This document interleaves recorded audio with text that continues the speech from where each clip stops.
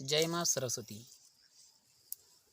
मित्रों, आज हम जानते हैं बसंत पंचमी के कुछ छोटे छोटे से उपाय और विद्या और बुद्धि की जिनसे करने मात्र से बढ़ोतरी होगी। जैसा कि मित्रों हम जानते हैं, माघ मास के शुक्ल पक्ष की पंचमी तिथि को बसंत पंचमी के रूप में मनाया जाता है। इस दिन विद्या और कला की देवी माँ सरस्वती की पूजा की जाती है। बसंत पंचमी के दिन माँ सरस्वती की पूजा छात्रों को जरूर करना चाहिए। मान्यता है कि बसंत पंचमी के दिन माँ सरस्वती की पूजा करने से विद्या संबंधी हर समस्या दूर हो जाती है। इसके साथ ही सुख समृद्धि की प्राप्ति होती है। मित्रों, हम जानते हैं इनसे संबंधित कुछ एक उपाय।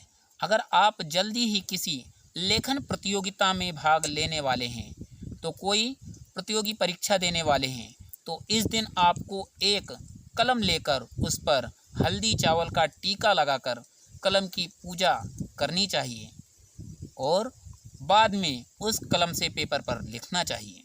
अगर आप ऐसा करते हैं तो माँ सरस्वती की कृपा आप पर बनी रहेगी।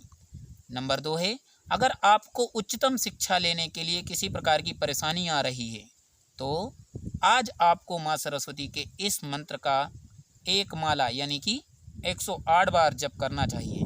मंत्र है ओम ऐं ह्रीं श्रीं क्लीं सरस्वत्यै नमः। मंत्र जप के साथ ही आपको विद्या यंत्र भी धारण करना चाहिए। ऐसा करने से आपके जो भी उच्चतम शिक्षा प्राप्त करने का जो लक्ष्य है, वो लक्ष्य प्राप्त करना आसान हो जाएगा। अगला उपाय है मित्रों, अगर आप किसी व्यक्ति को अपने प्यार के वश में करना चाहते हैं, तो आपको उस व्यक्ति का ध्यान करते हुए कामदेव को इस वशीकरण मंत्र का 21 बार जप करना चाहिए। मंत्र है ओम नमः कामदेवाय सकल जन सर्व जनान मम दर्शने उत्कंठित कुरु कुरु दक्ष इक्षु धर कुसुम वाणेन हन हन स्वाहा। इस मंत्र का जाप अगर आप 21 बार अगर करते हैं, तो कामदेव आपके वशीभूत होकर के आपके अनुसार काम करना प्रारंभ कर देते हैं। अगला उपाय है, अगर आपका जीवन साथी आपसे रूठा हुआ है, तो उसे मनाने के लिए आज आपको एक सफ़ेद कोरे कागज पर सिंदूर से क्लीम लिखकर उसे मोड़कर अपने जीवन साथी के कपड़ों की अलमारी में रख दें। ऐसा करने से वो अगर रूठा हुआ है तो मान जाएगा। अगला उपाय है, अगर आप बहुत समय से एक अच्छे पति या एक अच्छी पत्नी की तलाश में हैं, तो आपको कामदेव के एकाक्षर मंत्र क्लीम के साथ दही से मिश्रित धान के लावे से हवन करना चाहिए। ऐसा करने से आपकी मनोकामना पूरी होगी। और आप अगर एक अच्छे पति की तलाश में हैं, तो आपको अच्छा पति मिलेगा। अगर आप अच्छी पत्नी की तलाश में हैं, तो आपको अच्छी पत्नी मिलेगी। मित्रों, अगला उपाय है, अगर आपका बच्चा अभी छोटा है और वो स्कूल जाता है और आप चाहते हैं कि वो आगे चलकर एक अच्छा वक्ता बने और लोग उसकी बातों से प्रभावित हों, तो ऐसे में बसंत पंचमी के दिन आपको अनार की कलम को या संभव हो तो सोने की सलाई को शहद में डुबोकर जीभ पर माँ सरस्वती का ध्यान करते हुए एम लिखना चाहिए। ऐसा करने से बच्चा कुशाग्र होगा और इसके बाद वो बड़ा होकर के एक अच्छा वक्ता बनेगा। अगला उपाय है मित्रों, अगर आप किसी को अपनी तरफ आकर्षित करना चाहते हैं, किसी को अपने ऊपर मोहित करना चाहते हैं, तो आपको हाथों में पीले फूल लेकर उस व्यक्ति के चेहरे का आभास करना चाहिए और कामदेव के इस मंत्र का 108 बार जप करना चाहिए।